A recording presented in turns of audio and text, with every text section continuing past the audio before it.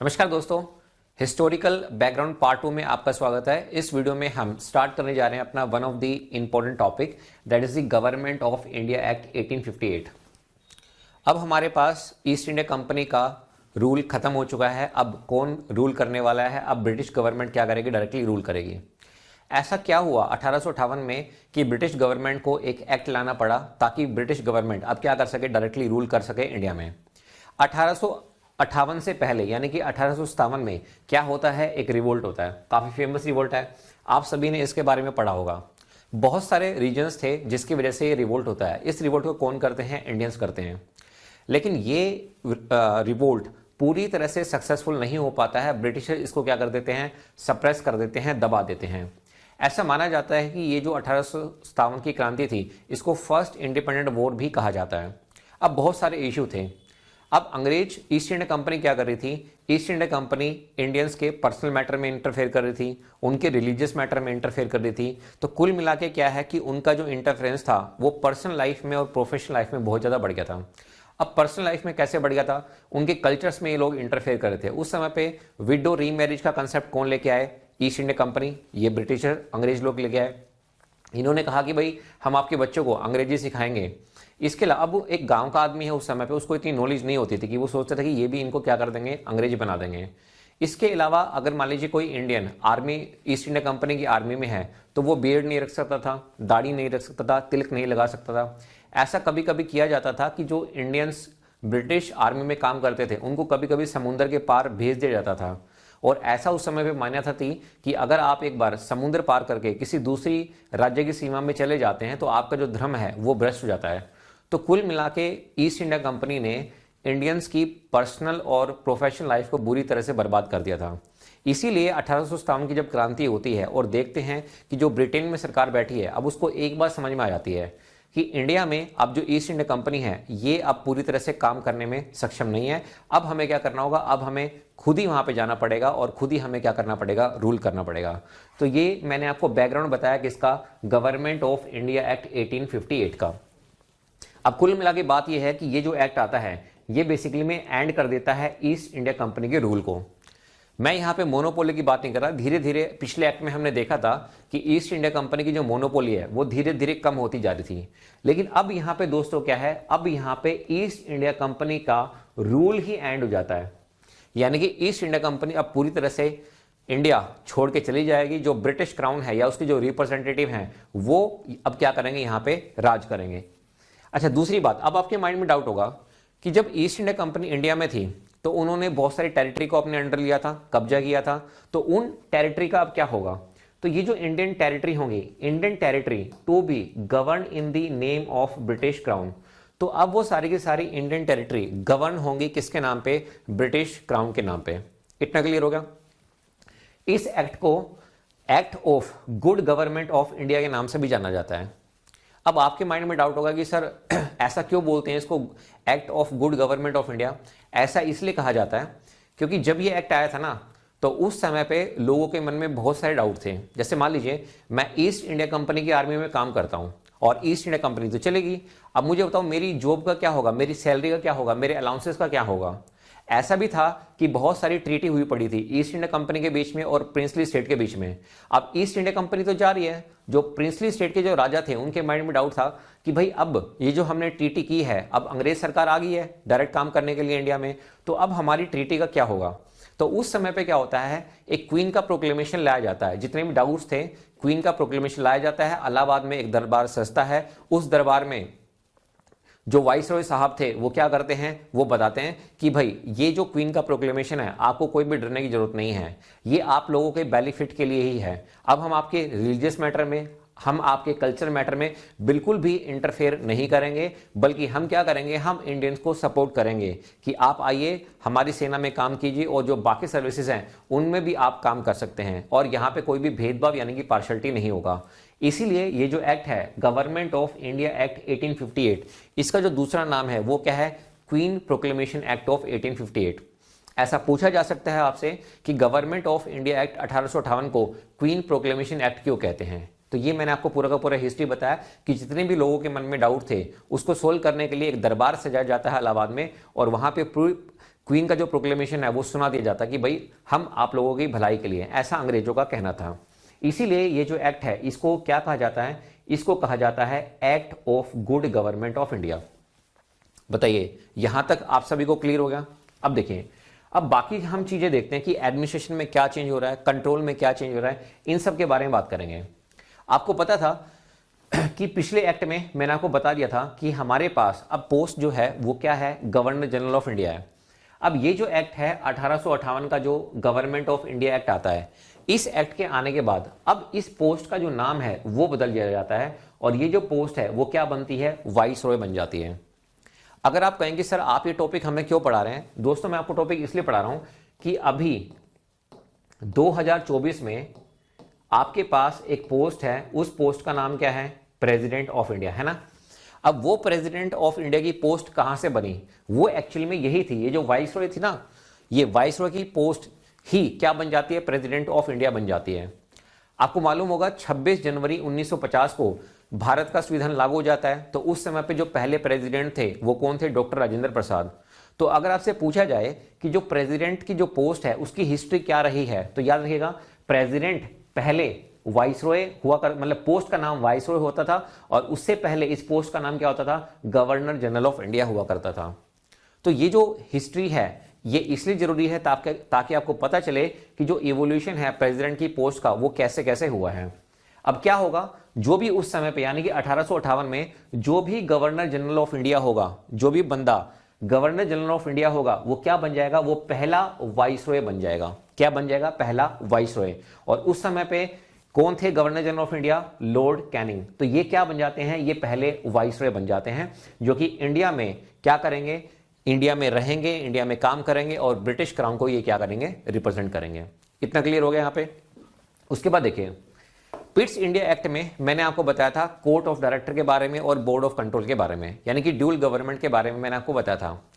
अब अंग्रेज लोग क्या करते हैं, जब ये एक्ट लेके आते हैं 1858 का, तो वो इस ड्यूल गवर्नमेंट को खत्म कर देते हैं और वो कहते हैं कि भाई अब हमने यहां पे एक और पोस्ट बना दी है, सेक्रेटरी ऑफ स्टेट। अब ये जो बंदा है ये कहां पे बैठेगा, इंडिया में नहीं बैठेगा, बल्कि ये कहां पे बैठेगा, ये बैठेगा ब्रिटेन में। जैसे पहले हमारे पास कोर्ट ऑफ डायरेक्टर कितने होते थे, 24 होते थे, लंदन में बैठते थे। उसके बाद उनकी संख्या को घटा के कितना कर दिया, 18 कर दिया। उसमें से भी 6 पोस्ट कहां से आती थी, 6 मेंबर नॉमिनेशन से आते थे। यानी कि अब हमारे पास क्या आ गया है, सेक्रेटरी ऑफ स्टेट आ गया है और इसके साथ साथ 15 मेंबर्स की, इसके साथ साथ 15 मेंबर की क्या रहेगी, एक एडवाइजरी बॉडी रहेगी, ताकि वो क्या कर सके, इसको गाइड कर सके। तो ये मैंने आपको बताया एडमिनिस्ट्रेशन में क्या क्या चेंज है, कंट्रोल में क्या क्या चेंज है। उसके अलावा अगर मोटी मोटी बात देखी जाए तो कुल मिला के ये जो एक्ट है ये पूरी तरह से ईस्ट इंडिया कंपनी के रूल को खत्म कर देता है। और जो क्राउन रूल है अगर हम इसको पढ़ेंगे तो हमारे पास बहुत सारे एक्ट आते हैं। 1857, अब मैंने यहाँ पे 1857 क्यों लिया है, 1857 मैंने इसलिए लिया क्योंकि 1857 में रिवोल्ट होता है। 1857 के बाद क्या होते हैं, ब्रिटिश क्राउन डायरेक्टली क्या करता है, रूल करता है इंडिया में। तो ये क्राउन रूल, अगर आपसे पूछा जाए कि क्राउन रूल कहां से स्टार्ट होता है, तो बेसिकली 1857 से लेके 1947 अब ये क्राउन रूल आ जाता है और ईस्ट इंडिया कंपनी क्या है, पूरी तरह से इंडिया छोड़ के चली जाती है। और अब यहां पे कौन रूल करेंगे, ब्रिटिश क्राउन रूल करेंगे या उनके रिप्रेजेंटेटिव रूल करेंगे। तो उम्मीद करता हूं कि आपको यहां तक कोई डाउट नहीं होगा। हमने गवर्नमेंट ऑफ इंडिया एक्ट 1858 को डिटेल में डिस्कस कर लिया है। अब हम क्या करेंगे, another very very important act discuss करेंगे जिसको कहा जाता है इंडियन काउंसिल एक्ट 1861। ये 3 काउंसिल एक्ट हैं, इन तीनों को हम बारी बारी से डिस्कस करते हैं। 1861 के काउंसिल एक्ट में हमें कुछ चेंजेस देखने को मिलते हैं, लेकिन वो चेंजेस डिस्कस करने से पहले हम एक बार बैकग्राउंड के बारे में पता कर लेते हैं। देखिए आपको पता है ईस्ट इंडिया कंपनी इंडिया में कब आती है, ईस्ट इंडिया कंपनी इंडिया में आती है सन 1600 में, ठीक है। अब उसके बाद धीरे धीरे जो ब्रिटिश सरकार है जो कि इंग्लैंड में बैठी हुई है वो क्या करती है, वो धीरे धीरे अपना वर्चस्व जमाना स्टार्ट करते हैं। कहां पे, ईस्ट इंडिया कंपनी में। कैसे जमाएगी, रेगुलेटिंग एक्ट से। तो आपने देखा होगा कि ब्रिटिश सरकार जो कि इंग्लैंड में बैठी हुई है वो एक रेगुलेटिंग एक्ट लेके आती है। कहां पे, 1773 में, ठीक है। 1773 में पहला रेगुलेटिंग एक्ट आता है, यानी कि 1600 में कंपनी एंट्री मारती है और 1773 में कंपनी को रेगुलेट करने के लिए पहला लॉ आता है। अब उसके बाद आपको पता होगा कि 1857 में क्या होता है, 1857 में क्रांति होती है, रिवोल्ट होती है।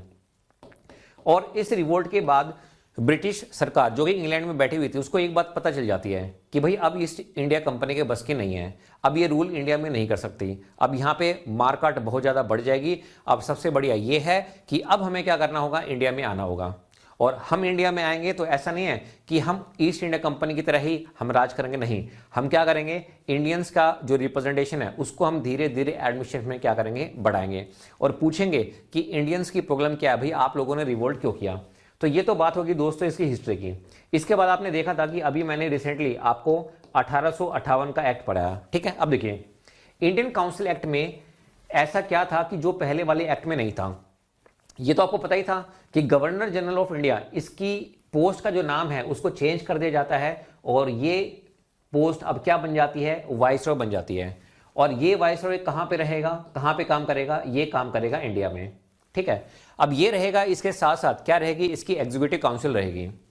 अब इंडियन से पूछा गया कि भाई आप लोगों ने रिवोल्ट क्यों किया, आपकी क्या क्या प्रॉब्लम है, आप हमें बताइए। तो उन्होंने कहा कि साहब हमारी तो कोई रिप्रेजेंटेशन है ही नहीं, अब आपकी जो एग्जीक्यूटिव काउंसिल है उसमें कोई भी इंडियन नहीं है। तो ये जो एक्ट है इंडियन काउंसिल एक्ट, इसमें क्या होते हैं, इसमें नॉमिनेट किए जाते हैं कुछ इंडियंस को, कहां पे, नॉन ऑफिशियल मेंबर्स। देखो इनको बोला जाता है एडिशनल मेंबर्स। क्या बोला जाता है, additional members. Additional members official भी होते थे, नॉन ऑफिशियल भी होते थे। अब ऑफिशियल एडिशनल मेंबर्स कौन से होते थे, जो मिलिट्री अफेयर्स देखते थे, सिविल अफेयर्स देखते थे। तो उनमें तो भाई ऐड कर नहीं सकते थे, नॉमिनेट नहीं कर सकते थे। तो इन्होंने क्या किया, एडिशनल में जो नॉन ऑफिशियल है उसमें क्या किया, उसमें इन्होंने अपने बंदों को ऐड किया। अब वो कौन कौन से बंदे थे, वो थे 3 बंदे, एक था राजा ऑफ बनारस, एक था महाराजा ऑफ पटियाला और एक था सर दिनकर राव। अब आपके माइंड में एक डाउट होगा कि साहब ये 3 बंदे किसने नॉमिनेट किए हैं, वाइसरॉय ने। तो ये वाइसरॉय के खास रहे होंगे, ये आप समझ सकते हैं, ये अपना आइडिया लगा सकते हैं कि इन तीनों को नॉमिनेट किया गया, महाराजा ऑफ पटियाला, राजा ऑफ बनारस और सर दिनकर राव। तो ये क्या है, ये नॉन ऑफिशियल मेंबर हैं। क्या ये वोटिंग कर सकते हैं, नहीं, इनको वोटिंग करने का अधिकार नहीं था। ये सिर्फ जाके बैठ के देख सकते हैं कि भाई वाइसरॉय किस तरह से कानून बना रहा है, ठीक है। तो इनके पास अगर देखा जाए तो किसी भी तरह की कोई भी पावर नहीं थी। दूसरी बात, अब इसके अलावा और इंपॉर्टेंट पॉइंट यहां पे ये है कि जो फाइनेंस से रिलेटेड जितने भी मुद्दे होते थे उनमें कोई भी डिस्कशन अलाउड नहीं होता था। यानी कि बजट से पैसे का जहां पे रेवेन्यू का मामला आ जाता है, फाइनेंस का जहां पे मामला आ जाता है, बजट का जहां पे मामला आ जाता है, तो वहां पे इंडियंस का कोई भी डिस्कशन अलाउड नहीं था। अगर इंडियन डिस्कशन करना चाहते कि भाई आप एजुकेशन पे ज्यादा स्पेंड करो, हमारा जो एग्रीकल्चर है उस पर ज्यादा स्पेंड करो, टैक्सेस को कम कर दो, जहां पर भी पैसे की बात आती थी तो दोस्तों अंग्रेज पीछे हट जाते थे। तो अंग्रेज कहते थे कि भाई इसके ऊपर कोई भी डिस्कशन मत करो। अब मैंने आपको बताया कि एडिशनल मेंबर्स में जो नॉन ऑफिशियल होते हैं उसमें 3 लोग ऐड कर दिए जाते हैं। तो ये जो मेंबर ऐड हुए थे 3, जिसमें आपके महाराजा ऑफ पटियाला थे, ये जो 3 मेंबर मैंने अभी आपको बताए, ये जो 3 मेंबर थे, राजा ऑफ बनारस है, महाराजा ऑफ पटियाला है और सर दिनकर राव, ये 3 मेंबर नॉमिनेट करता है कौन, वाइसरॉय। अब ये जो 3 मेंबर हैं ये क्या कहलाएंगे, ये कहलाएंगे एडिशनल मेंबर्स, ठीक है। क्या ये एग्जीक्यूटिव काउंसिल से कोई क्वेश्चन कर सकते हैं, कोई क्वेश्चन नहीं कर सकते हैं। यानी कि अगर ये पूछना चाहे कि भाई आप ये कानून क्यों बना रहे हो, आपने ऐसा कानून क्यों बनाया, इसमें आप अगर चेंजेस कर, कोई भी अगर क्वेश्चन पूछना चाहे एग्जीक्यूटिव काउंसिल से तो वो नहीं पूछ सकते हैं। तो कहने का मतलब यह है कि रूल कौन कर रहा है इंडिया में, रूल कर रहा है वाइसरॉय और उसकी एग्जीक्यूटिव काउंसिल। कौन रूल कर रहा है, वाइसरॉय और उसकी एग्जीक्यूटिव काउंसिल, ये रूल कर रहे हैं। अब जैसा कि मैंने आपको बताया कि इंडियन की डिमांड थी कि भाई इसमें क्या करो, इसमें इंडियंस को भी शामिल करो। तो उन्होंने क्या किया, इसमें इंडियन को तो शामिल किया नहीं, उन्होंने क्या किया, उन्होंने एडिशनल मेंबर्स ले लिए। क्या ले लिए, एडिशनल मेंबर्स ले लिए। और ये जो एडिशनल मेंबर्स थे इनकी 2 कैटेगरी बना दी। एक कैटेगरी बना दी ऑफिशियो यानी कि ऑफिशियल, और एक बना दी नॉन ऑफिशियो। अब ऑफिशियो में क्या होगा, सारे के सारे यूरोपियंस होते थे, जितने भी सिविल के मैटर्स थे, जितने भी मिलिट्री के मैटर्स थे, वो सारे के सारे ये मेंबर डील करते थे, यानी कि ऑफिशियो। नॉन ऑफिशियो में क्या किया, 3 इंडियंस को क्या कर लिया गया, शामिल कर लिया गया, नॉमिनेट कर लिया गया। लेकिन देखा जाए तो उनके पास कोई भी पावर नहीं थी, वो सिर्फ नाम के मेंबर थे। ना तो कोई क्वेश्चन पूछ सकते थे एग्जीक्यूटिव काउंसिल से कि भाई आप ये कानून क्यों बना रहे हो, और दूसरा फाइनेंस से रिलेटेड अगर कोई भी उनके माइंड में डाउट था, कुछ भी अगर वो पूछना चाहे, डिस्कशन करना चाहे, तो दोस्तों वहां पर डिस्कशन भी अलाउड नहीं था।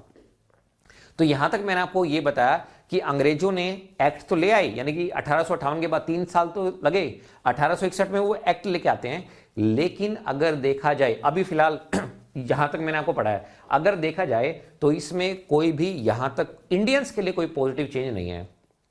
इतना क्लियर हो गया। उसके बाद देखिए, हाँ बाकी चेंजेस होते हैं। अब इसके अलावा बाकी चेंजेस क्या होते हैं अगर आपको याद हो तो मैंने आपको जब चार्टर एक्ट पढ़ाया था 1833 का, तो मैंने आपको बताया था कि पहले बॉम्बे प्रेसिडेंसी में भी लॉ बनते थे लोकल इश्यू पे, मद्रास प्रेसिडेंसी में भी लॉ बनते थे लोकल इश्यू पे, लेकिन ये जो एक्ट आता है 1833 का, वो इनसे कानून बनाने की जो पावर है उसको वो छीन लेता है। लेकिन अब क्या है, अब आ गया है काउंसिल एक्ट, और काउंसिल एक्ट कौन सा है, 1861 है। अब काउंसिल एक्ट 1861 क्या पावर देता है कि अब ये जो बॉम्बे प्रेसिडेंसी है और जो मद्रास प्रेसिडेंसी है, इनको क्या किया जाएगा, इनको रिवाइव किया जाएगा। यानी कि लोकल इश्यू पे अगर ये चाहें तो अब ये कानून बना सकते हैं। तो अंग्रेजों को एक बात तो समझ में आ गई कि भाई हमने 1833 में एक बहुत बड़ी गलती कर दी थी, लेकिन अब समय आ चुका है उस गलती को सुधारने का। और उस गलती को कैसे सुधारेंगे, ये जो बॉम्बे प्रेसिडेंसी है इनकी जो लेजिस्लेटिव पावर है उसको रिवाइव करके, मद्रास प्रेसिडेंसी की जो लेजिस्लेटिव पावर है उसको रिवाइव करके। इसको बोला जाता है दोस्तों टेक्निकल लैंग्वेज में लीगल डिवोल्यूशन, या फिर आप ये बोल सकते हैं डिसेंट्रलाइजेशन ऑफ पावर। यानी कि भाई जो लोकल प्रोविंस हैं, प्रेसिडेंसी है, उनको भी तो पावर दीजिए ना कानून बनाने की, क्योंकि वो लोकल मुद्दों को अच्छे से समझ सकते हैं। अब लोकल मुद्दा क्या है, जैसे किसी के घर में पानी नहीं आ रहा है, किसी के घर में सैनिटेशन की प्रॉब्लम है, तो वाइसरॉय का उससे क्या मतलब है भाई? जो वाइसरॉय है, जो रिप्रेजेंट कर रहा है ब्रिटिश क्राउन को इंडिया में जो है, उसको क्या मतलब है किसी इंडियन के घर में पानी आ रहा नहीं आ रहा है? तो उसको कौन समझ सकता है? लोकल मुद्दों को वहां की जो प्रेसिडेंसी है वो समझ सकते हैं, क्योंकि वो उनके लिए कानून बनाएगी, वो उसी एरिया में रहेगी।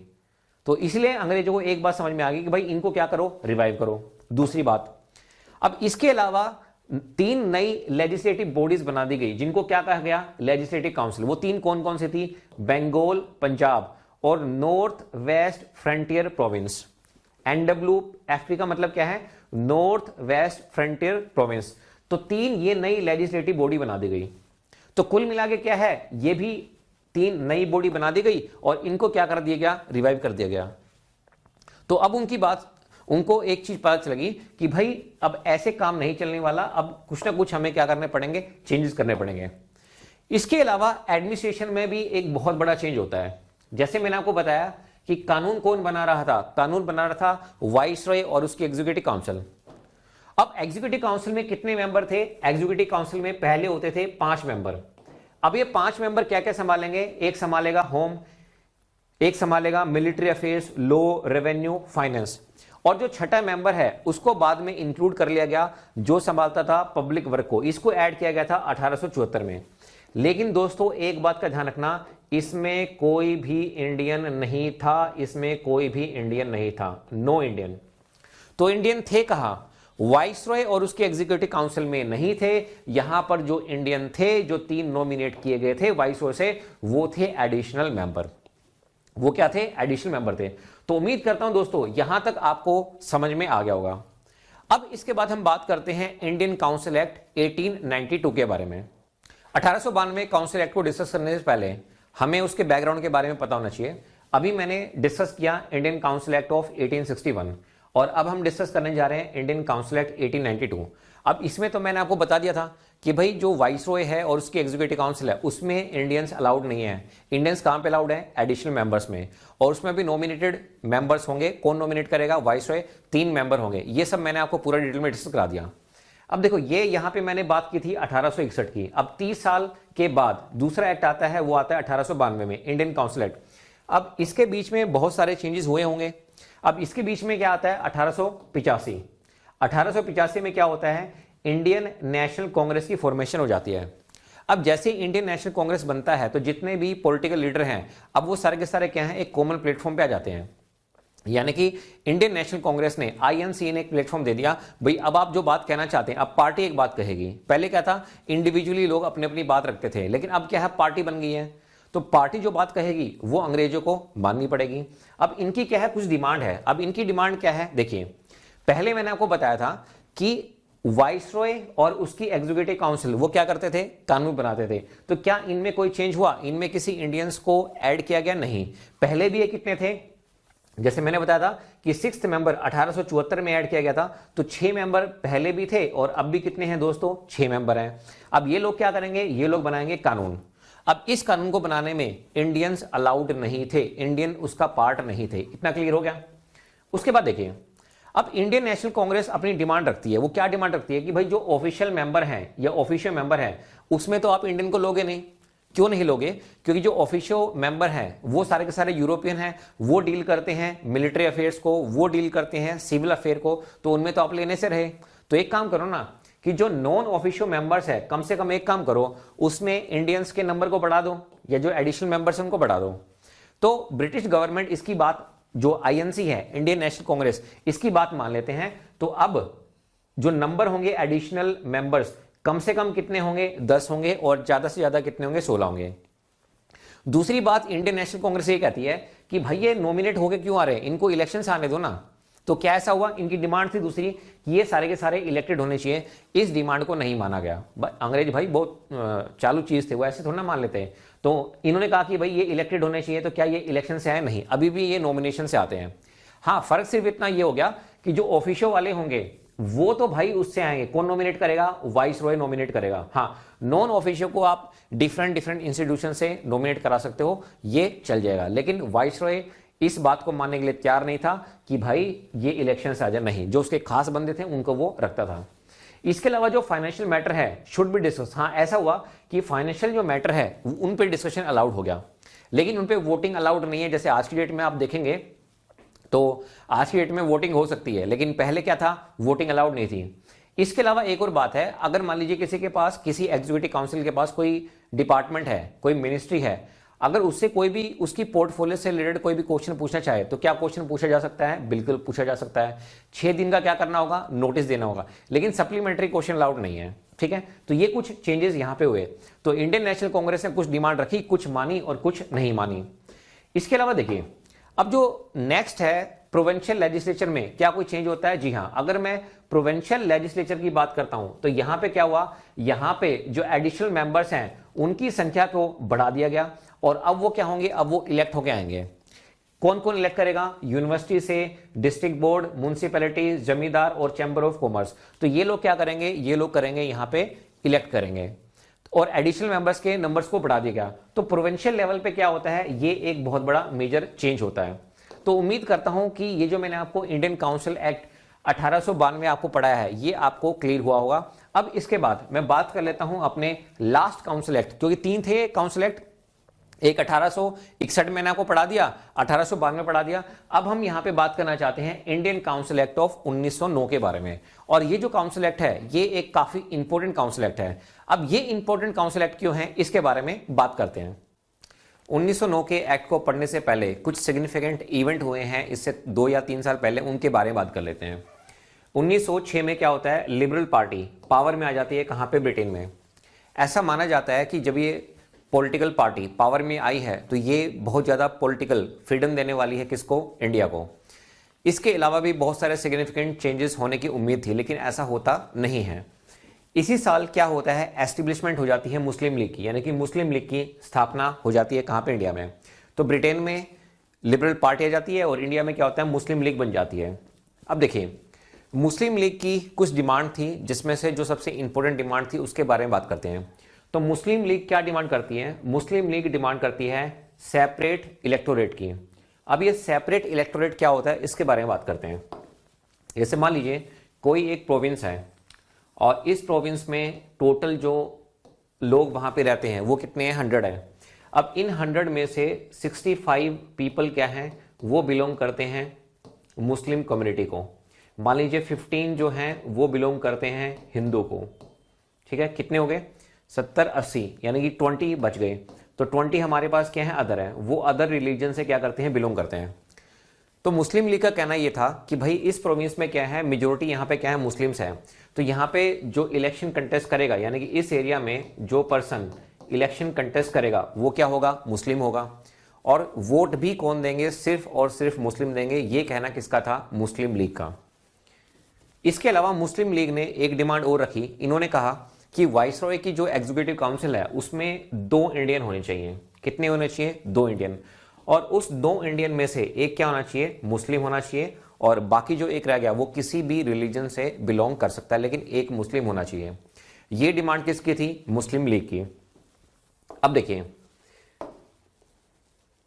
अब अगर मैं बात करूं, ये जो इंडियन काउंसिल एक्ट है इसका जो दूसरा नाम है, इसको मोर्ले मिंटो रिफॉर्म भी कहा जाता है। मोर्ले साहब थे secretary of state for India और मिंटो साहब क्या थे, वाइसरॉय थे। अगर मैं यहां पे बात करूं कंट्रोल ऑफ गवर्नमेंट की, क्या कंट्रोल ऑफ गवर्नमेंट में कोई चेंज होता है, नहीं होता है। इंडिया में अभी भी जो टॉप मोस्ट पोस्ट है वो किसकी है, वाइसरॉय की है। यानी कि कानून कौन बनाएगा, कानून बनाया जाएगा वाइसरॉय और उसकी एग्जीक्यूटिव काउंसिल के द्वारा। अभी फिलहाल उसकी एग्जीक्यूटिव काउंसिल में कितने मेंबर हैं, 6 मेंबर हैं। इसके अलावा एक पर्सन और है, उसको क्या कहा जाएगा, उसको कहा जाएगा सेक्रेटरी ऑफ स्टेट। और ये जो पर्सन है ये कहां पे बैठेगा, ये बैठेगा ब्रिटेन में। सेक्रेटरी ऑफ स्टेट कहां पर रहेगा, ब्रिटेन में रहेगा। और जो वाइसरॉय है वो कहां पे रहेगा, वो रहेगा इंडिया में। फाइन। तो कंट्रोल में कोई भी चेंज नहीं है, जो हमने 1892 के एक्ट में डिस्कस किया था वही एडमिनिस्ट्रेशन अभी भी चल रहा है। इसके अलावा अगर आपको याद हो तो 1892 के एक्ट में मैंने आपको बताया था कि कानून कौन बनाता है, कानून बनाया जाता है वाइसरॉय और उसकी जो एग्जीक्यूटिव काउंसिल है उसके द्वारा बनाया जाएगा। अब इसकी एग्जीक्यूटिव काउंसिल में कितने मेंबर होंगे, 6 मेंबर होंगे। अब इन 6 मेंबर के पास कौन कौन से पोर्टफोलियो होंगे, होम मिनिस्ट्री होगी या होम अफेयर्स बोल सकते हैं, मिलिट्री होगा, लॉ होगा, रेवेन्यू, फाइनेंस, पब्लिक वर्क। लेकिन अभी भी फिलहाल यहां पर कोई भी इंडियन मेंबर नहीं है, नो इंडियन। सारे के सारे जो मेंबर हैं वो क्या है, यूरोपियन है। तो अब क्या हुआ, अब डिमांड उठनी स्टार्ट हुई कि एटलीस्ट जो लो मेंबर होना चाहिए सॉरी, एटलीस्ट जो लो मेंबर होना चाहिए वो क्या होना चाहिए, इंडियन होना चाहिए। तो डिमांड उठ रही है कि कम से कम जो एक मेंबर है एटलीस्ट जो कानून बनाएगा वो कौन होना चाहिए, वो होना चाहिए इंडियन। और उसके पास ऑब्वियसली अगर वो एग्जीक्यूटिव काउंसिल का पार्ट बन जाता है तो उसके पास क्या आ जाएंगे, वोटिंग राइट भी आ जाएंगे।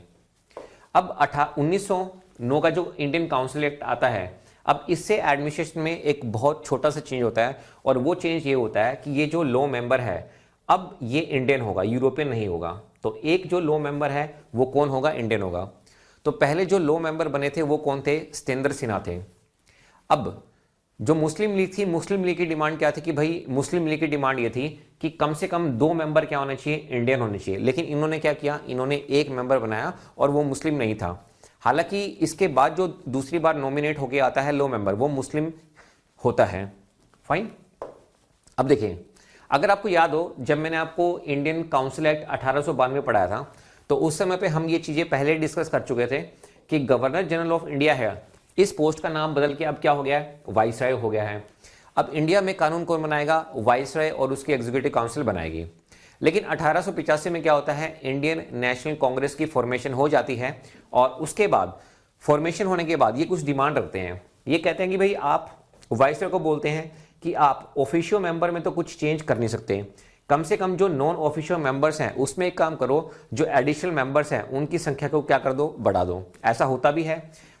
यानी कि जो एक्ट है 1909 का जो इंडियन काउंसिल एक्ट है, अब इसमें क्या होता है, एडिशनल मेंबर्स को बढ़ा के कितना कर दिया जाता है, मिनिमम कितने मेंबर होंगे, अब मिनिमम मेंबर होंगे 16 और मैक्सिमम कितने मेंबर होंगे, मैक्सिमम मेंबर होंगे 60। यानी कि अब यहां पर भी मेंबर बढ़ गए हैं। दूसरा क्या है कि ये जो एडिशनल मेंबर हैं ये इलेक्शन से आने चाहिए, ऐसा नहीं होता है। ये कहां से आते हैं, नॉमिनेशन से आते हैं। अभी भी ये इलेक्शन से, डायरेक्ट इलेक्शन से नहीं आ रहे हैं। इनमें से कुछ नॉमिनेट किए जाते हैं वाइसरॉय के द्वारा और कुछ बाकी इंस्टीट्यूशन से नॉमिनेट होकर आते हैं। इसके अलावा ये बात भी कही गई थी कि फाइनेंशियल मैटर को डिस्कस किया जाए। अब यहां पे क्या होते हैं, फाइनेंशियल मैटर डिस्कस भी होते हैं, इनफैक्ट उन पर वोटिंग भी होती है। डिस्कशन के साथ साथ क्या होता है, वोटिंग भी होती है। तो फाइनेंस बिल पे वोटिंग भी अब क्या है, अलाउड हो गई है। इनफैक्ट अगर क्वेश्चन पूछना चाहे एग्जीक्यूटिव काउंसिल के मेंबर से तो उनसे भी मेंबर से क्वेश्चन पूछा जा सकता है। अब प्रोविंशियल लेजिस्लेचर में क्या चेंज होते हैं, तो 7 प्रोविंशियल लेजिस्लेचर को क्रिएट किया जाता है। ये कौन कौन सी हैं? मद्रास, बॉम्बे, बंगाल, पंजाब, बर्मा, असम और यूनाइटेड प्रोविंस। तो प्रोविंशियल लेजिस्लेचर, 7 प्रोविंशियल लेजिस्लेचर को क्या किया जाता है? क्रिएट किया जाता है। तो ये हमने कुछ चेंजेस देखे, प्रोविंशियल लेजिस्लेचर में कौन कौन से चेंजेस थे और सेंट्रल लेवल में कौन कौन से चेंजेस थे। अब आइए, अब मैंने यहाँ पे टोटल 6 पॉइंट लिए हैं। अगर आपको मेंस के पेपर में लिखना हो तो आपके पास कुछ पॉइंट्स होने चाहिए ताकि आप मेंस के पेपर में लिख सकें, क्योंकि ये जो एक्ट है ये काफी इंपॉर्टेंट एक्ट है, क्योंकि इस एक्ट में पहली बार ऐसा हुआ है कि वाइसरॉय की एग्जीक्यूटिव काउंसिल में एक मेंबर क्या होगा? इंडियन होगा। धीरे धीरे ये बढ़ के आगे 3 हो जाएंगे। तो ये मैं कुछ पॉइंट मैंने यहाँ पे लिखे, इनको मैं पढ़ देता हूँ। The government of India act 1909 was an important constitutional reform passed by the British Parliament। ये इंपॉर्टेंट कॉन्स्टिट्यूशनल रिफॉर्म्स था, किसने पास किया था? ब्रिटिश पार्लियामेंट ने। To address the growing demand for greater representation of Indians in the government. अब Indians की demand क्या थी कि देखिए, आप हमारे यहाँ पे रूल कर रहे हैं, अब आपको इंडियंस के कल्चर के बारे में नहीं पता है, तो आप एक काम कीजिए ना, इंडिया के पॉलिटिकल स्ट्रक्चर के बारे में नहीं पता है, आम लोगों की क्या प्रॉब्लम है उसके बारे में नहीं पता है, तो आप इंडियंस को अपने एडमिनिस्ट्रेशन में उनके नंबर्स को क्या कीजिए? इंक्रीज कीजिए। ये पहला पॉइंट है। दूसरा पॉइंट क्या है? The act expanded the size of the legislative council and introduce the concept of communal representation. अब देखा जाए तो ये इंडियन नेशनल कांग्रेस इसके खिलाफ थे, क्योंकि अब यहाँ पे क्या है, अब यहाँ पे जो सीटें होंगी वो क्या हो जाएंगी? रिजर्व हो जाएंगी। कुछ सीटें सिख के लिए रिजर्व हो जाएंगी, कुछ मुस्लिम लोगों के लिए रिजर्व हो जाएंगी। तो कम्युनल रिप्रेजेंटेशन पहली बार कौन से एक्ट की वजह से आया था? वो है इंडियन काउंसिल एक्ट 1909। क्योंकि अंग्रेज लोग बहुत चालाक थे, तो उनको पता था कि इंडिया में अगर हमें रूल करना है तो उनको डिवाइड करना ही पड़ेगा। तो यही पॉइंट है। The act expanded the size of the legislative council and introduced the concept of communal representation, which means that seats were reserved for different religious community। तो सीटें जो हैं वो different religious community के लिए रिजर्व हो जाएंगी। हिंदू के लिए अलग होंगी, मुस्लिम्स के लिए अलग होंगी, सिख के लिए अलग होंगी। Third point, the act also provided for the appointment of Indians to the executive council of the viceroy, which was a significant step towards the Indian participation in the governance of a country. ये act क्या करता है? ये act बात करता है कि viceroy की जो एग्जीक्यूटिव काउंसिल है उसमें इंडियन का क्या होना चाहिए? योगदान होना चाहिए। तो एक मेंबर जो लो मेंबर है वो अब यहाँ पे वाइसराय की एग्जीक्यूटिव काउंसिल का पार्ट होगा। उसके बाद देखिए, how ever the act did not satisfy the demand of Indian nationalist who wanted complete self rule. देखिए, और उन्होंने क्रिटिसाइज भी किया कम्युनल रिप्रेजेंटेशन, क्योंकि ये डिवाइड एंड रूल की नीति खेल रहे थे। अब इंडियंस को क्या चाहिए था? इंडियंस को चाहिए था सेल्फ रूल, यानी कि उनको ब्रिटिशर्स के अंदर काम नहीं करना था। अब ब्रिटिशर्स ने क्या किया? सेल्फ रूल की तो बात की ही नहीं, उन्होंने क्या किया? कम्युनल रिप्रेजेंटेशन को और इंट्रोड्यूस कर दिया, और इंडियन नेशनल कांग्रेस उससे पहले ही नाराज थी।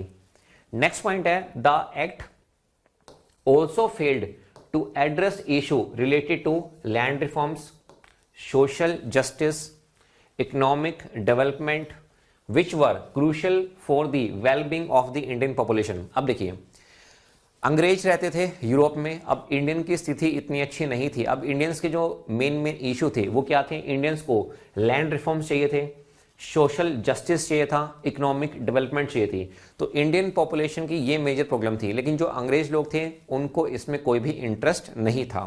तो कहने का मतलब है, the act also failed to address issue. इन इश्यूज को एड्रेस करने में, सोल्व करने में फेल हो जाता है ये एक्ट। लास्ट पॉइंट है, the government of India act 1909 was amended several times. इसको आने वाले सालों में अमेंड किया गया सब्सिक्वेंट ईयर्स में, but it remain a limited and unsatisfactory measure of reform that did not go far enough in addressing the aspiration of Indian people. भाई, Indian people के एस्पिरेशंस क्या थे? इंडियन पीपल के aspiration थे self rule, उनको चाहिए आज़ादी। तो इसके बाद भी जो एक्ट आते हैं उनमें भी इतना सिग्निफिकेंट चेंज नहीं होता है। तो कुल मिला के बात यह है कि हमने यहाँ पे जितने भी काउंसिल एक्ट थे, हमने यहाँ पे 1861, 1892 और ये जो लास्ट था 1909, इनको हमने यहाँ पे डिस्कस कर लिया। अब इसके बाद हम बात करते हैं अपने नेक्स्ट इंपॉर्टेंट एक्ट के बारे में। नेक्स्ट इंपॉर्टेंट एक्ट है हमारे पास government of India act 1919। Government of India act 1919 को डिस्कस करने से पहले, इससे पहले जितने भी सिग्निफिकेंट इवेंट हुए हैं उनके बारे में एक बार हम बात कर लेते हैं। 1914 की बात है जब वर्ल्ड वार 1 क्या होता है, स्टार्ट होता है। और ये जो वर्ल्ड वार 1 है ये कब खत्म हो जाता है, ये आपका खत्म हो जाता है 1918 में। यानी कि वर्ल्ड वार 1 1914 में स्टार्ट हुआ और 1918 में ये क्या हो गया, खत्म हो गया। तो इससे पहले इंडिया ने सोचा था कि भाई जब ये वर्ल्ड वार 1 खत्म हो जाएगा तो हमारी जो डिमांड है वो ब्रिटिश सरकार क्या करेगी, मान लेगी। अब इस रिफॉर्म्स, ये जो गवर्नमेंट ऑफ इंडिया एक्ट 1919 है, इसका जो दूसरा नाम है इसको हम मोंटेगो कैम्सफोर्ड रिफॉर्म्स के नाम से भी जानते हैं। मोंटेगो साहब कौन थे, ये थे secretary of state for India. Chelmsford साहब कौन थे, ये वाइसरॉय थे। ये वही पोस्ट है जो पहले क्या हुआ करती थी, गवर्नर जनरल ऑफ इंडिया हुआ करती थी। बाद में इस पोस्ट को बदल के क्या कर दिया गया, वाइसरॉय। और आज की डेट में ये जो वाइसरॉय की पोस्ट है ये क्या कहलाती है, प्रेसिडेंट कहलाती है। अब ये जो मोंटेगो कैम्सफोर्ड रिफॉर्म्स है ये किसकी बात करता है, ये बात करता है रिस्पॉन्सिबल गवर्नमेंट की। रिस्पॉन्सिबल गवर्नमेंट का मतलब क्या होता है, एक इलेक्टेड गवर्नमेंट, यानी कि एक चुनी हुई सरकार, जिसको जब आप चाहें एक नो कॉन्फिडेंस मोशन को इंट्रोड्यूस करके क्या कर सकते हैं, गिरा सकते हैं। कहने का मतलब ये है कि ये सरकार सिर्फ आपके लिए काम करेगी। जब आप चाहेंगे ये चुन के आएंगे, जब आप चाहेंगे तो आप इनको सरकार से हटा सकते हैं। तो इसका मतलब होता है रिस्पॉन्सिबल गवर्नमेंट। अब इससे पहले 1919 से पहले भी कुछ डिमांड रखी गई थी। अब वो डिमांड क्लियर नहीं थी। अब दो पॉलिटिकल पार्टी उभर के सामने आ रही थी, एक मुस्लिम लीग आ रही थी सामने और एक हमारे पास आ रही थी इंडियन नेशनल कांग्रेस। आपको पता है कि इंडियन नेशनल कांग्रेस की फॉर्मेशन कब होती है, 1885 में, 1885 में। और जिन्ना साहब की जो मुस्लिम लीग है उसकी फॉर्मेशन कब हो जाती है, उसकी फॉर्मेशन होती है 1906 में। अब ये दो पॉलिटिकल पार्टी उभर के सामने आ रही थी, तो ये दोनों क्या करते हैं, दोनों मीटिंग करते हैं। और उस मीटिंग में जो भी डिमांड है उनको क्या कहा जाता है, लखनऊ पैक्ट कहा जाता है 1916। यानी कि अब दोनों की, इंडियन नेशनल कांग्रेस की भी और जिन्ना साहब की जो मुस्लिम लीग है उनकी क्या है, कुछ डिमांड है। अब वो डिमांड क्या है इसके बारे में बात करते हैं। द लखनऊ पैक्ट, कभी कभी आपकी हिस्ट्री में इससे भी क्वेश्चन पूछा जाता है कि लखनऊ पैक्ट क्या था। Lucknow pact was an agreement, ये एक एग्रीमेंट था, was an agreement reach between the Indian National Congress and the Muslim League at a joint session. Joint session का मतलब क्या है, इसमें मुस्लिम लीग के मेंबर्स भी होंगे और इसमें INC के मेंबर भी होंगे। Of both the parties held in Lucknow in December 1916। Though the pact, the two parties agree to allow representation of religious minorities in the provincial legislature. तो यहां पे जो सबसे इंपॉर्टेंट पॉइंट है वो क्या है, ये बात कर रहे हैं रिप्रेजेंटेशन। किसकी रिप्रेजेंटेशन की बात कर रहे हैं, ये बात कर रहे हैं रिलीजियस माइनॉरिटी की। कहां पे, प्रोविंशियल लेजिस्लेचर पे।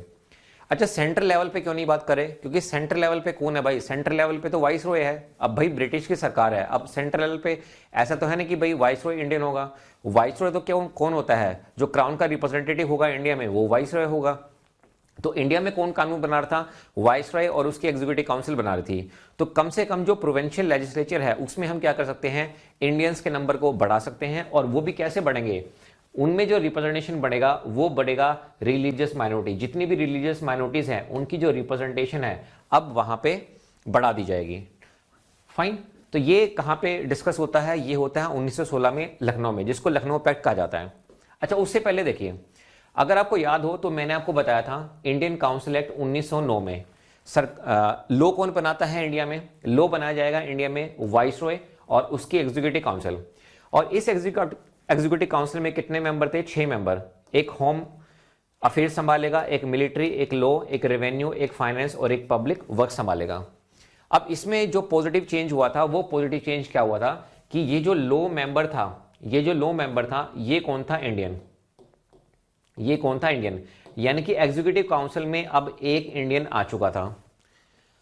फाइन, अब देखिए अब होता क्या है, यहां पर एडमिनिस्ट्रेशन में एक बहुत बड़ा चेंज होता है। और वो बहुत बड़ा चेंज क्या होता है, अभी हमने देखा कि एग्जीक्यूटिव काउंसिल में एक इंडियन मेंबर आ रहा था, अब उसको बढ़ा के कितना कर दिया जाता है, 3। यानी कि अब यहां पे 3 मेंबर होंगे। लो रहेगा आपके पास, फाइनेंस से भी जो मेंबर रहेंगे वो कहां से रहेंगे, वो इंडियन रहेंगे। तो 3 मेंबर्स को यहां पे इंट्रोड्यूस कर दिया जाता है एज इंडियंस जो होते हैं वो अब इसका पार्ट बनेंगे। कहने का मतलब ये है कानून कौन बनाएगा? वाइसरॉय बनाएगा और उसकी एग्जीक्यूटिव काउंसिल बनाएगी। लेकिन इन 6 मेंबर में से जो 3 मेंबर होंगे, वो 3 मेंबर दोस्तों कौन होंगे? वो होंगे इंडियन। कौन होंगे? इंडियन। फाइन।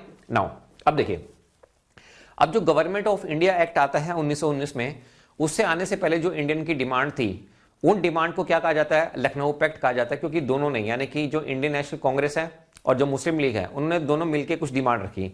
एक डिमांड उनकी ये थी कि जो एडिशनल मेंबर्स हैं उनके नंबर्स को बढ़ाओ। अब कितना कर दो? उनको कर दो 150, जिसमें से 75 क्या होने चाहिए? इंडियन होने चाहिए। और उसमें से जो 1/3 है वो क्या होने चाहिए? मुस्लिम होने चाहिए। हालांकि जो 1/3 वाली बात थी वो मान ली जाती है, और जो नंबर है एडिशनल मेंबर्स के, जो नंबर्स हैं वो बढ़ा दिए जाते हैं। अब देखिए, इसके अलावा सेंट्रल लेजिस्लेचर में एक बहुत बड़ा चेंज होता है, और अब यहां पे क्या होता है? बाइकैमरलिज्म को इंट्रोड्यूस कर दिया जाता है। देखो, अगर मैं बाइकैमरलिज्म को 2 पार्ट में तोड़ना चाहूं तो मैं इसको तोड़ सकता हूं बाई कैमरा। देखो, बाई कैमरा का मतलब क्या होता है? 2 चैम्बर। 2 चैम्बर का मतलब क्या है कि अब यहां पे 2 हाउस होंगे, एक हमारे पास अपर हाउस होगा, एक हमारे पास क्या होगा? लोअर हाउस होगा। तो जो लोअर हाउस होगा उसमें हमारे पास कितनी सीटें होंगी? 145 सीटें होंगी। जो अपर हाउस होगा उसमें कितनी सीटें होंगी? 60 सीटें हमारे पास होंगी। अब इसमें से भी कुछ मेंबर किससे आएंगे? इलेक्शन से आएंगे। सम मेंबर्स आर इलेक्टेड, और इसमें क्या होंगे? Some members are nominated. Same यहां पर भी होगा। ये जो अपर हाउस है इसमें से भी कुछ मेंबर्स क्या होंगे? इलेक्टेड होंगे, इलेक्शन से आएंगे, और कुछ मेंबर कहां से आएंगे? नॉमिनेशन से आएंगे। Some member will come from the nomination. तो यहां पे सेंट्रल लेजिस्लेचर में ये एक बहुत बड़ा चेंज होता है। उसके बाद देखिए, अगर मैं यहां पे बात करना चाहूं कि प्रोविंशियल लेजिस्लेचर में कोई चेंज होता है, यस। अब यहां पे डायरेक्टली इंट्रोड्यूस कर दी जाती है प्रोविंशियल लेजिस्लेचर में। अब ये डायरेक्टली का मतलब क्या होता है? Dual government. अब यहां पर भी क्या है? Dual government. अब देखो, ड्यूल गवर्नमेंट का मतलब क्या है भाई? एक तो जो प्रोविंशियल लेजिस्लेचर है, वहां के जो गवर्नर थे और उसकी जो एग्जीक्यूटिव काउंसिल है, वो कानून बनाते थे। तो क्या यहां पे अब प्रोविंशियल लेजिस्लेचर में सेंटर का भी कोई रोल रहेगा? जी हां, बिल्कुल रहेगा। कैसे रहेगा, इसके बारे में बात करते हैं।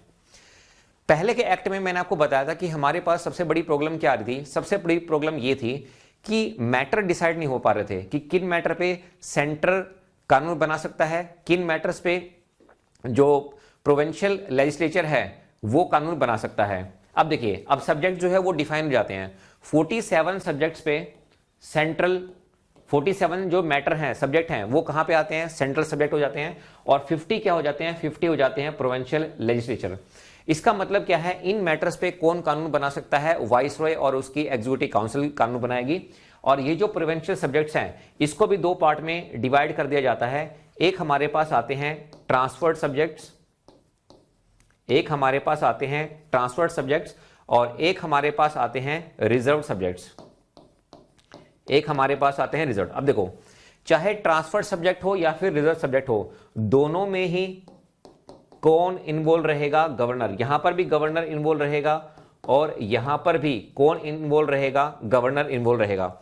इसके अलावा ध्यान रखना, ये जो रिजर्व सब्जेक्ट्स होंगे, इसमें गवर्नर प्लस में इसकी जो एग्जीक्यूटिव काउंसिल है, गवर्नर की जो एग्जीक्यूटिव काउंसिल है, ये क्या करेंगे? कानून बनाएंगे। नाम से पता चल रहा है रिजर्व। रिजर्व का मतलब है गवर्नर और उसकी जो काउंसिल है वो क्या करेगी? कानून बनाएगी। अब इस ट्रांसफर का मतलब क्या है? ट्रांसफर सब्जेक्ट, यानी कि यहां पे गवर्नर तो रहेगा, क्योंकि भाई अभी किसके हैं? प्रोविंशियल मैटर्स हैं, तो यहां पे गवर्नर तो रहना है ही। गवर्नर के साथ साथ कौन रहेंगे? जो इंडियन मिनिस्टर्स हैं वो भी रहेंगे। यहां पे क्या रहेंगे? इंडियन मिनिस्टर्स भी रहेंगे। तो ये दोस्तों यहां पे मतलब है किसका? आपका, तो ये यहां पे मतलब है किसका? डायरेक्टरी का। तो मैं उम्मीद करता हूं कि मैंने आपको ये जो गवर्नमेंट ऑफ इंडिया एक्ट बताया है, ये आपको क्लियरली समझ में आ गया होगा।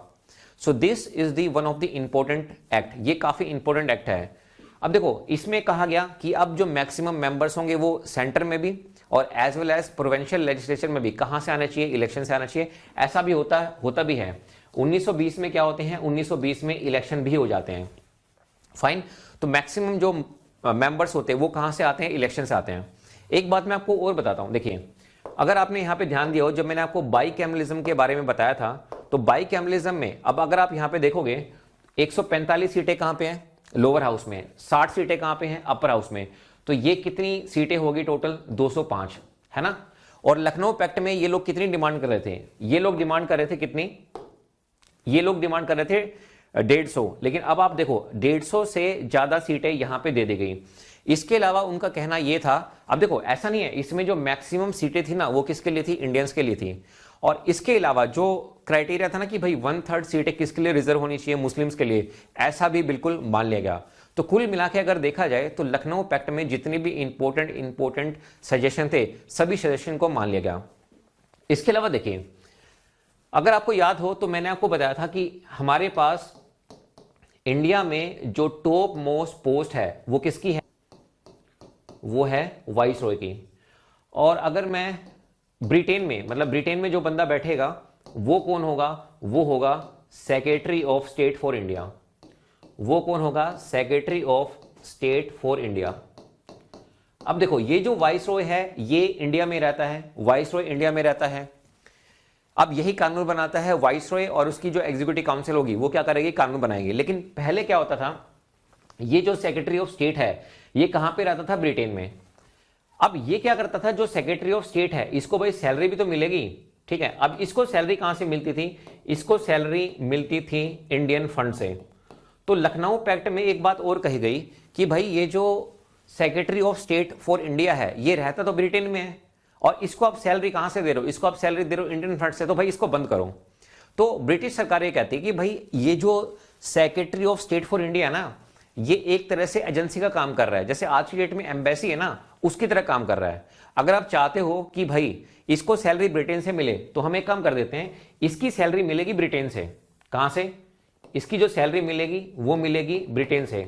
लेकिन हम एक काम करते हैं, अब जो एजेंसी का वर्क होगा, जो एम्बेसी का वर्क होगा, उसके लिए हम एक पोस्ट क्रिएट कर देते हैं, और वो पोस्ट होगी हमारे पास हाई कमिश्नर। क्या होगी? High commissioner. लेकिन ये जो हाई कमिश्नर है इसकी जो सैलरी होगी वो अभी भी इंडियन फंड से ही आएगी। तो कुल मिला के देखा जाए तो ये एक्ट, इस एक्ट में इंडियन नेशनल कांग्रेस ने और जिन्ना साहब की जो मुस्लिम लीग थी उसने जितनी भी बातें कही थी मैक्सिमम बातों को यहां पे मान लिया गया। तो उम्मीद करता हूं कि इस एक्ट में आपको कोई भी डाउट नहीं होगा। आइए अब हम बात करते हैं गवर्नमेंट ऑफ इंडिया एक्ट 1935 के बारे में। 1935 से पहले बहुत सारे इवेंट हुए होंगे, उसके बारे में बात कर लेते हैं। इससे पहले अभी हमने डिस्कस किया गवर्नमेंट ऑफ इंडिया एक्ट 1919। तो 1919 से लेके और 1935 के बीच में बहुत सारे सिग्निफिकेंट इवेंट हुए होंगे। उन इवेंट्स के बारे में हम एक बार बात कर लेते हैं। अब मेंस के लिए मैंने यहाँ पे कुछ पॉइंट्स भी लिख दिए हैं, तो इन पॉइंट्स को मैं डिस्कस करूंगा लास्ट में, ठीक है। ये सारे के सारे जो 8 पॉइंट है इनको मैं बाद में डिस्कस करने वाला हूँ। देखिए, हमारा गवर्नमेंट ऑफ इंडिया एक्ट कब आया था? 1919 में आया था। तो अंग्रेजों ने क्या कहा था कि हम क्या करेंगे, 10 साल के बाद हम एक और कमीशन लेके आएंगे, और वो कमीशन क्या करेगा, वो देखेगा कि गवर्नमेंट ऑफ इंडिया एक्ट 1919 ने कितनी प्रोग्रेस की। तो अगर मैं 1919 में 10 साल ऐड करता हूं तो ये हमारे पास कितना हो जाएगा, 1929 हो जाएगा। लेकिन अंग्रेज लोग बहुत चालाक थे, बहुत क्लेवर थे, तो उन्होंने क्या किया, 2 साल पहले ही एक कमीशन लेके आए, यानी कि नवंबर 1927 में वो एक कमीशन लेके आते हैं जिसको क्या कहा जाता है, साइमन कमीशन कहा जाता है। अब आपके माइंड में डाउट होगा कि सर इसको साइमन कमीशन क्यों कहा जाता है, क्योंकि इसके जो चेयरमैन थे वो कौन थे, वो थे सर जॉन साइमन, इसीलिए इसको साइमन कमीशन कहा जाता है। आप सभी ने अपनी हिस्ट्री की किताबों में पढ़ा होगा, स्कूल में भी आपने पढ़ा होगा, Simon commission go back. Simon commission के नारे लगाए जा रहे थे कि भाई साइमन कमीशन वापस जाओ। अब ऐसा क्यों था, ऐसा इसलिए था कि इसमें जितने भी मेंबर थे, यानी कि 7 जो मेंबर्स थे यहां पर, वो सारे के सारे क्या थे, ब्रिटिशर्स थे। वो सारे के सारे क्या थे, ब्रिटिशर्स थे। अब मुझे बताओ, अब इंडिया को एक सेल्फ गवर्नमेंट देने की बात हो रही है, हम किसकी तरफ बढ़ रहे हैं, एक इलेक्टेड गवर्नमेंट की तरफ बढ़ रहे हैं। तो भाई जो भी आप रिपोर्ट लेके आना चाहते हैं, रिफॉर्म्स आना चाहते हैं, कम से कम उसमें इंडियंस तो होने चाहिए ना। जब इंडियंस नहीं होंगे तो वो किस तरह से अब इंडियंस की फीलिंग को, उनके एस्पिरेशंस को, आइडियल्स को समझ पाएंगे। इसलिए साइमन कमीशन गो बैक के नारे लगाए जाए। अब होता क्या है कि इस दौरान एक डिमांड उठती है कि भाई देखो, तुम हमेशा अपनी अपनी रिपोर्ट बनाते रहते हो। जैसे साइमन कमीशन है, इसने अपनी रिपोर्ट बनाई, 1900 आया ये, इसने अपनी रिपोर्ट बनाई, ठीक है। अब अंग्रेजों ने कहा कि भाई तुम एक काम करो, तुम भी अपनी एक रिपोर्ट बना लो। तो होता क्या है, एक तो साइमन कमीशन की रिपोर्ट होती है, और एक मोतीलाल नेहरू भी अपनी एक रिपोर्ट बनाते हैं, जिसको कॉमनली क्या कहा जाता है, कॉमनली कहा जाता है नेहरू रिपोर्ट। एक रिपोर्ट होगी हमारे पास, ये नेहरू रिपोर्ट। इसके अलावा जिन्ना साहब भी आ चुके थे, 2006 में आप सबको पता है कि मुस्लिम लीग की स्थापना आ जाती है। तो 14 पॉइंट दिए थे जिन्ना साहब ने, अगर आपको याद हो तो जिन्ना साहब के 14 पॉइंट थे। यानी कि कुल मिला के अगर देखा जाए तो यहाँ पे 3 रिपोर्ट होगी। एक रिपोर्ट किसकी होगी? साइमन कमीशन की। एक नेहरू रिपोर्ट होगी और एक होगी 14 पॉइंट किसके? जिन्ना साहब के। अब जिन्ना साहब आपको पता ही है वो मुस्लिम्स के लिए एक सेपरेट इलेक्टोरेट की मांग कर रहे थे। तो अंग्रेजों ने कहा कि एक काम करो, आप इंग्लैंड में आओ, हम एक काम करेंगे, हम ये तीनों रिपोर्ट डिस्कस करेंगे, तीनों में जो जो बेस्ट होगा हम उसको निकाल लेंगे और हम क्या कर देंगे, उसको इंप्लीमेंट कर देंगे। तो पहली जो रिपोर्ट होती है वो रिपोर्ट कब पब्लिश होती है? मई 1930 में पहली रिपोर्ट पब्लिश होती है। ये जो मैंने आपको 3 रिपोर्ट बताई ना, नेहरू रिपोर्ट और ये 14 पॉइंट जिन्ना के और साइमन कमीशन, इनको डिस्कस किया जाता है 3 राउंड टेबल कॉन्फ्रेंस में। 3 बार कॉन्फ्रेंस होती है। कहां पे? ब्रिटेन में होती है 1930 से लेकर 1932 के बीच में। और इन्हीं कॉन्फ्रेंसेस का जो रिजल्ट होता है वो यही होता है, गवर्नमेंट ऑफ इंडिया एक्ट 1935। ठीक है, तो मैं उम्मीद करता हूं कि आपको इसका बैकग्राउंड तो पता चल गया कि भाई जो गवर्नमेंट ऑफ इंडिया एक्ट 1935 आया वो एक्चुअली में आया कैसे है। अगर आपको बैकग्राउंड क्लियर है तो फिर आपको आगे की स्टोरी समझने में कोई भी परेशानी नहीं आएगी। अब देखिए, सबसे पहले हम गवर्नमेंट ऑफ इंडिया एक्ट 1935 में कंट्रोल की बात कर लेते हैं। पहले हमने देखा था कि कंट्रोल किसके हाथ में था? वाइसरॉय और सेक्रेटरी ऑफ स्टेट के हाथ में। वाइसरॉय कहां पे रहता था? वाइसरॉय रहता था इंडिया में। कानून कौन बनाता था? कानून बनाता था वाइसरॉय और इसकी एग्जीक्यूटिव काउंसिल। अब देखिए, अब सेक्रेटरी ऑफ स्टेट के साथ अगर आपको याद हो तो इसके साथ एक काउंसिल होती थी और ये इंडियन मेंबर की काउंसिल होती थी, जिसमें कितने मेंबर हुआ करते थे? 15 मेंबर हुआ करते थे। अब देखते हैं कि यहां पर कुछ चेंज होता है या नहीं। यहां पर जो काउंसिल है उसका नाम बदल दिया जाता है और इसकी जगह पे नाम आ जाता है एडवाइजर। अब ये क्या कहलाएंगे? अब ये कहलाएंगे एडवाइजर। नंबर भी घटा दिए जाते हैं, पहले 15 मेंबर हुआ करते थे, अब कितने मेंबर होंगे? अब 6 मेंबर होंगे। इसके साथ साथ क्या होता है, उस समय पे बर्मा को सेपरेट कर दिया जाता है। यानी कि अभी जो सेक्रेटरी ऑफ स्टेट होगा ना, ये बर्मा के लिए भी कहलाएगा और किसके लिए कहलाएगा? ये इंडिया के लिए भी कहलाएगा। ये बात आपको ध्यान रखनी है, secretary of state for India and Burma. तो मोटे मोटे तौर पे देखा जाए तो कंट्रोल में इतना ज्यादा चेंज नहीं होता है। पोस्ट के नाम बदल जाते हैं, जो एडवाइजर्स होते हैं उनकी जो नंबर्स है वो बदल जाते हैं, लेकिन कंट्रोल भी मेन तौर पे देखा जाए तो अभी भी वाइसरॉय और सेक्रेटरी ऑफ स्टेट के हाथ में ही है। इसके बाद देखिए, अगर मैं एडमिनिस्ट्रेशन की बात करूं तो आपको पता है कि इंडिया में कौन है? वाइसरॉय है। कानून कौन बना रहा है? वाइसरॉय और उसकी एग्जीक्यूटिव काउंसिल बना रही है। अब इस एग्जीक्यूटिव काउंसिल में कितने मेंबर हैं? 6 मेंबर है, जो डिफरेंट डिपार्टमेंट हैंडल कर रहे हैं, जैसे होम मिनिस्ट्री हो गया, मिलिट्री, लॉ, रेवेन्यू, फाइनेंस और पब्लिक वर्क। और इन 6 में से अब 3 मेंबर कौन हुआ करते थे? इंडियन हुआ करते थे। तो इसमें कुछ चेंज होता है, इसमें कुछ भी चेंज नहीं होता है। यानी कि अभी भी कानून कौन बनाएगा? कानून बनाएगा वाइसरॉय और उसकी एग्जीक्यूटिव काउंसिल, और उसमें 3 मेंबर कौन होंगे? इंडियन होंगे। उसके बाद देखिए, अगर आपको याद हो, जब मैंने आपको गवर्नमेंट ऑफ इंडिया एक्ट 1919 पढ़ाया था तो मैंने आपको बताया था कि बाइकैमरलिज्म बना दिया जाता है। अब बाइकैमरलिज्म का मतलब क्या होता है? अगर मैं इसको ब्रेक करना चाहूं तो मैं इसको 2 पार्ट में ब्रेक कर सकता हूं। बाई कैमरा का मतलब क्या होता है? 2 चैम्बर, या फिर आप ये भी कह सकते हैं 2 हाउसेस। क्या कह सकते हैं? 2 हाउसेस। तो एक हमारे पास क्या कहलाएगा? लोअर हाउस कहलाएगा, और एक हमारे पास क्या कहलाएगा? अपर हाउस कहलाएगा। तो पहले नंबर कितने थे? 145 लोअर हाउस में, और अपर में कितने थे? 60 थे। लोअर हाउस को कहा जाता था काउंसिल ऑफ स्टेट, और अपर हाउस को क्या कहा जाता था? अपर हाउस को कहा जाता था काउंसिल ऑफ स्टेट, और लोअर हाउस को क्या कहा जाता था? Legislative assembly. अब हम देखते हैं कि 1935 के एक्ट के आने के बाद क्या कोई चेंज हुए? जी हां, अब यहां पे सिग्निफिकेंट चेंज होता है। एक तो लोअर हाउस में जो नंबर्स थे उनको बहुत ज्यादा बढ़ा दिया जाता है। अब लोअर हाउस में कितने मेंबर्स आएंगे? 375, और अपर हाउस में कितने मेंबर आएंगे? 260। पहले क्या होता था, ये जो 145 और 60 होते थे, ये कहां से आते थे? ये ब्रिटिश इंडिया से आते थे, यानी कि प्रिंसली स्टेट से नहीं आते थे। अब होगा क्या? अब इन 375 में से कुछ प्रिंसली स्टेट से आएंगे, कुछ ब्रिटिश इंडिया से आएंगे। इसी तरह से अपर हाउस में भी ऐसा होगा, कुछ प्रिंसली स्टेट से आएंगे और कुछ कहां से आएंगे? ब्रिटिश इंडिया से आएंगे। इतना क्लियर हो गया? यानी कि नंबर्स को अपर हाउस में और लोअर हाउस में बढ़ा दिया जाता है। इसके अलावा भी सिग्निफिकेंट चेंज होता है, और वो क्या होता है? नाम बदल दिया जाता है। किसका नाम बदल दिया जाता है? Legislative assembly. अब इसको हम क्या कहेंगे? इसको हम कहेंगे फेडरल असेंबली। क्लियर हो गया? ये नाम कभी कभी स्टेट पीसेस में इंपॉर्टेंट हो जाते हैं। उसके बाद देखिए, अगर आपको याद हो तो मैंने जब आपको गवर्नमेंट ऑफ इंडिया एक्ट 1919 पढ़ाया था तो मैंने आपको बताया था कि सब्जेक्ट्स को दो पार्ट में डिवाइड कर दिया था। एक हमारे पास सेंट्रल सब्जेक्ट्स थे जिसपे सेंट्रल लेजिस्लेचर कानून बना सकता है, और दूसरे हमारे पास थे प्रोविंशियल सब्जेक्ट्स जिसमें गवर्नर और उसकी काउंसिल कानून बना सकती थी। हालांकि अगर आपको याद हो तो मैंने आपको इसमें बताया था एक हमारे पास इसमें रिजर्व सब्जेक्ट्स भी होते हैं, एक ट्रांसफर सब्जेक्ट भी होते हैं। बस फर्क सिर्फ इतना था कि जो ट्रांसफर सब्जेक्ट्स थे उनमें गवर्नर के साथ साथ कौन आते थे, इंडियन मिनिस्टर आ जाते थे। इतना क्लियर है। अब देखिए 1935 में क्या होता है, 1935 में एक नई लिस्ट ऐड कर दी जाती है, कंकरेंट लिस्ट। अब देखो कंकरेंट लिस्ट का मतलब क्या है कि इस पे सेंटर भी कानून बना सकता है और ये जो प्रोविंशियल है ये भी कानून बना सकते हैं। सेंट्रल सब्जेक्ट का मतलब क्या है कि कौन कानून बनाएगा, वाइसरॉय। प्रोविंशियल का मतलब क्या है, गवर्नर कानून बनाएगा। और इसमें क्या होता है कंकरेंट में, दोनों ही यानी कि वाइसरॉय भी, सेंट्रल लेजिस्लेचर भी और प्रोविंशियल लेजिस्लेचर, ये दोनों क्या कर सकते हैं, कानून बना सकते हैं।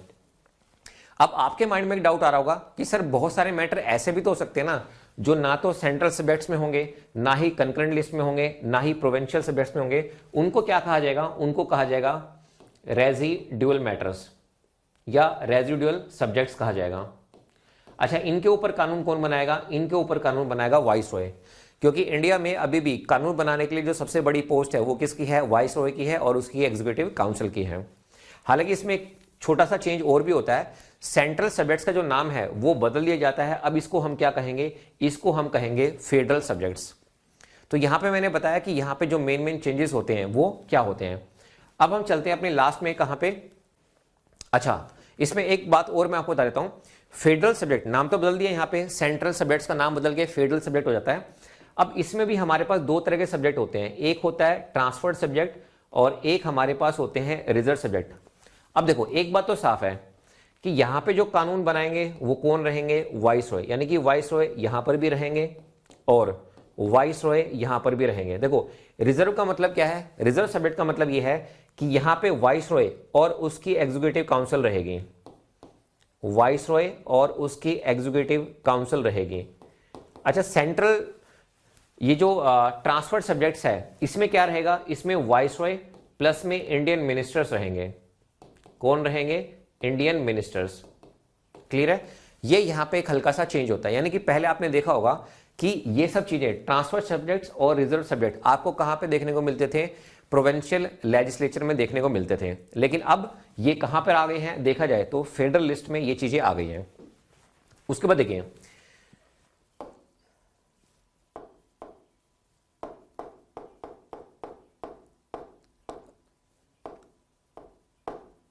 अब लास्ट में आते हैं प्रोविंशियल लेजिस्लेचर में।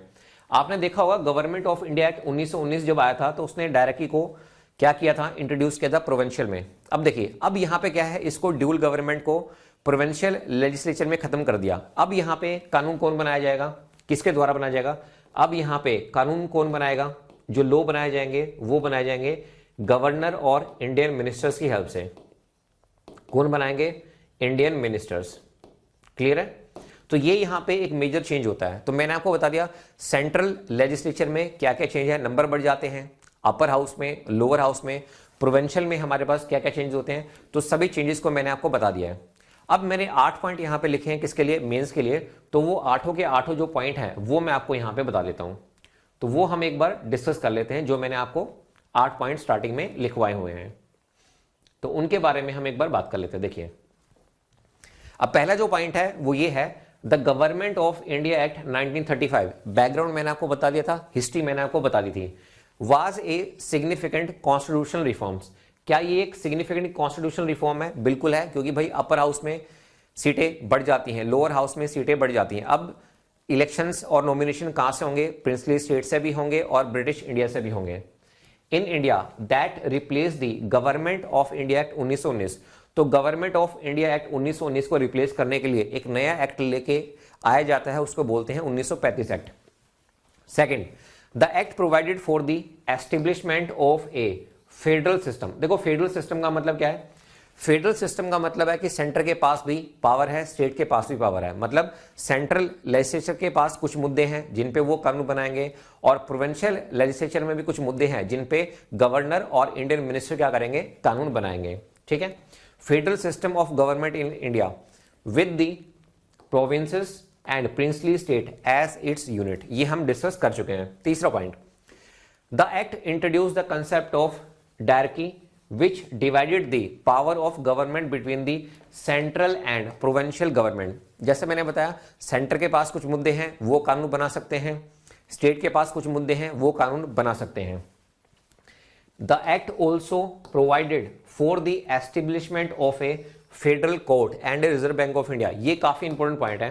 ये दोस्तों जो फोर्थ पॉइंट है ना, ये बहुत बार पूछा हुआ है। देखो 1935 की वजह से क्या होता है, एक फेडरल कोर्ट बन जाता है, ठीक है, और जो आरबीआई है, रिजर्व बैंक ऑफ इंडिया, ये भी हमारे पास आ जाता है। This is very very important. The act allowed for the establishment of separate electorate. अब सेपरेट इलेक्टोरेट होगा किसके लिए, मुस्लिम्स के लिए, सिख के लिए और अदर माइनॉरिटी कम्युनिटी के लिए। जो फिफ्थ पॉइंट है ये भी काफी इंपॉर्टेंट पॉइंट है, ये स्टेट पीसेस में आस्क क्वेश्चन है। नेक्स्ट देखते हैं, the act introduce the concept of, अच्छा ये तो मैंने आपको कराई दिया, नेक्स्ट देख लेते हैं। The act also provided for the establishment of a public service commission. अब यहां पे पब्लिक सर्विस कमीशन आ जाता है, जो क्या करेगा, जो रिक्रूट करेगा सिविल सर्वेंट को। अभी देखिए, अभी एक एग्जाम होता है जिसको हम बोलते हैं सिविल सर्विस एग्जामिनेशन। इसको कौन सी बॉडी कंडक्ट कराती है, यूपीएससी। उसी तरह से 1935 का जब एक्ट आया था, तो वो एक्ट आने के बाद क्या हुआ था, एक public service commission PSC, public service commission establish कर दिया गया था। 7 पॉइंट डिस्कस करते हैं। ये हो गया, the act was opposed by Indian nationalist leader who saw it as a step toward continued British domination of India. देखो अब अगर देखा जाए तो ये जो चेंजेस हुए थे, इन चेंजेस से जो इंडियंस थे वो खुश नहीं थे, क्योंकि उनको अभी भी लग रहा था कि ये जो चेंजेस हैं ये ब्रिटिश के हक में जा रहे हैं। एक्चुअली में ब्रिटिश सरकार ये सोच रही थी कि हम सरकार तो बनाएंगे इंडिया में, इंडियन का जो पार्टिसिपेशन है वो भी हम इंक्रीज करेंगे, लेकिन कंट्रोल किसका रहेगा, कंट्रोल रहेगा ब्रिटिश क्राउन का। लास्ट पॉइंट देखते हैं, the act was eventually replace by the Indian independence act. इसको बाद में रिप्लेस कर दिया जाता है Indian independence act 1947 which granted India independent from the British rule. वो मैं आपको इसके बाद पढ़ाऊंगा। देखो कुल मिला के जो एक्ट है गवर्नमेंट ऑफ इंडिया एक्ट 1935, ये काफी इंपॉर्टेंट एक्ट है। काफी सारे देखो धीरे धीरे पॉजिटिव चेंजेस हो रहे हैं। अब अपर हाउस में भी लोअर हाउस में भी सीटें बढ़ रही हैं, और ये जो नेक्स्ट एक्ट होगा उसके बाद हमें क्या होगा, आजादी मिल जाएगी। जैसे ही एक्ट आएगा हमें आजादी मिल जाएगी। तो अभी तक मैं उम्मीद करता हूं कि यहां तक तो आपको कोई भी डाउट नहीं होगा। अब इसके बाद हम बात कर लेते हैं अपने नेक्स्ट एक्ट के बारे में।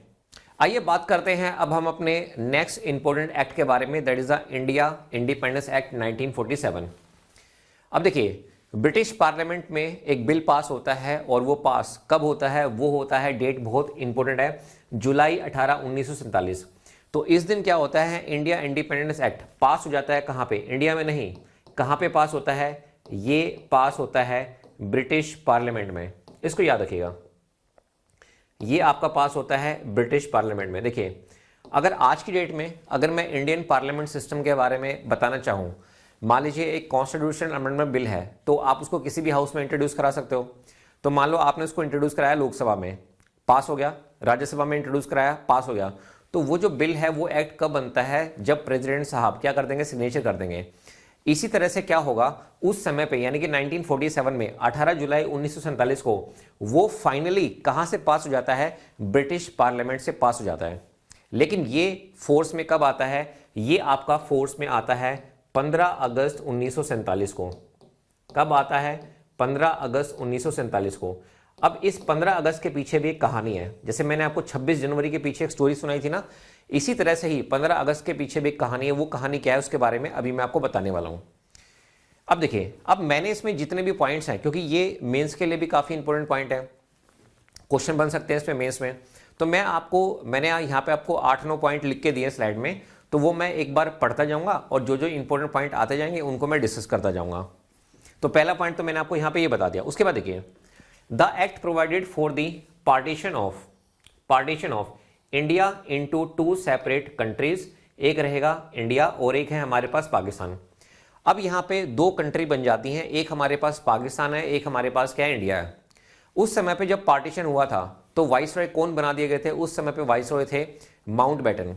अब माउंटबेटन साहब ने क्लिफ साहब को, रेड क्लिफ जो बाउंड्री लाइन है वो रेड क्लिफ इसीलिए बोलते हैं क्योंकि रेड क्लिफ साहब को माउंटबेटन साहब ने काम दिया था कि भाई हम अब पार्टीशन करने जा रहे हैं इंडिया एंड पाकिस्तान का, 2 कंट्री है, और आपको क्या करना है, आपको इस तरह से मैप बनाना है कि वो देखने से ब्यूटीफुल लगे।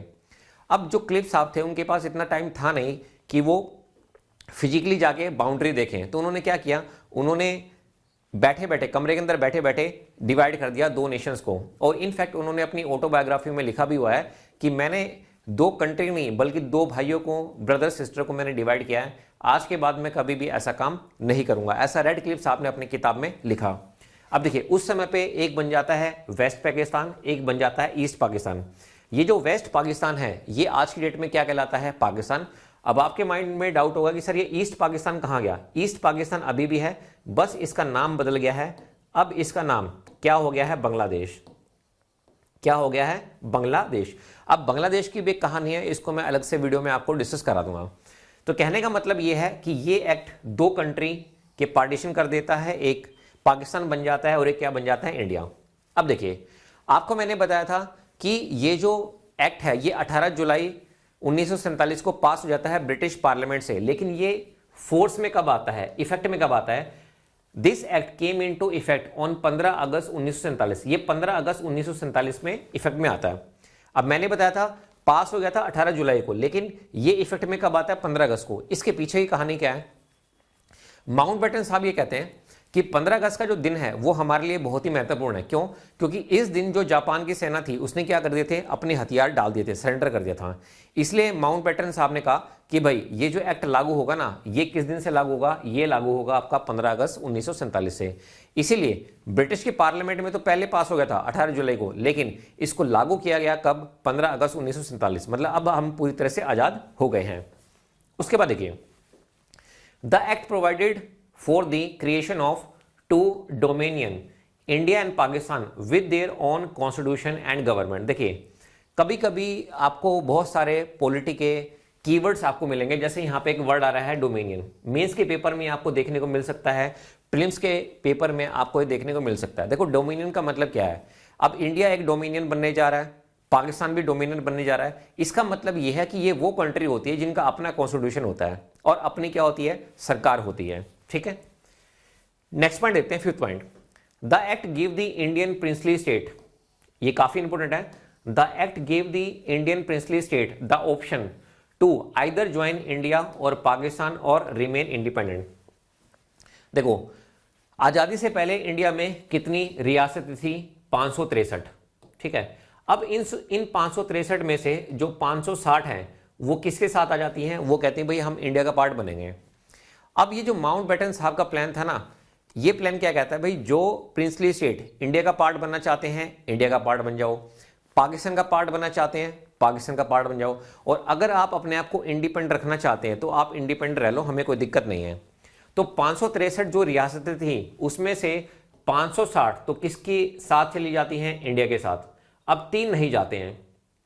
अब 3 कौन कौन नहीं जाते हैं, एक हैदराबाद नहीं जाता है, हैदराबाद, एक आपका जूनागढ़ नहीं जाता है, और एक आपका जो थर्ड है that is a very very important is Jammu and Kashmir.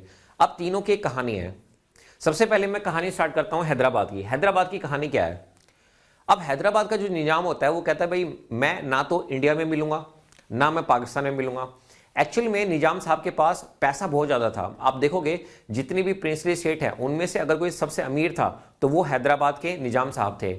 इनके पास अपनी आर्मी भी थी, तो इनको इतना कॉन्फिडेंस था कि भाई अगर इंडिया की आर्मी आएगी उससे भी निपट लूंगा, पाकिस्तान की आर्मी आएगी उससे भी हम क्या करेंगे, निपट लेंगे।